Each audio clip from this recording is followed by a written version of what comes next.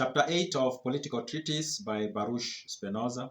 Now, there's this other thing that Baruch mentions in this chapter that, of course, I found interesting.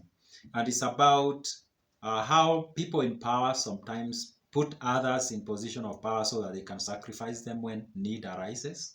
I found that to be like, I think it happens a lot, even in our modern world, that people can be appointed to political office, especially appointed, not really elected.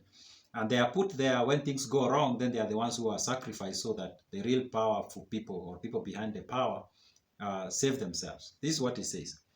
For the liberty of a dominion is never defended without risk.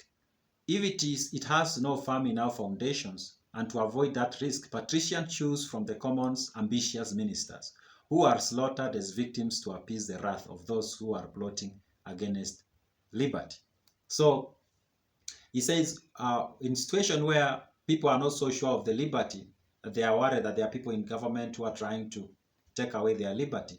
When there is a lot of noise around that, the patricians fall back to using these commons they appoint to particular offices. He calls them of ambitious, ambitious ministers. These are slaughtered, basically sacrificed, so that the people can be appeased, that the people who are trying to take away your liberty have been taken care of, so you don't have to worry of anything. I think I've seen that in some political machinations, even here where I am. But where liberty has firm enough foundations, there the patricians themselves fight for the honor of defending it and are anxious that the prudence of the conduct of affairs should flow from their own advice only. So when things are going wrong, these people are sacrificed. When things are going very well, then the patricians put themselves in front and say they are the ones. They take the credit, basically. So I think this happens even in some organizations where when things go wrong, the boss will pick out somebody to blame and say this is the person to blame, a junior staff member, something like that.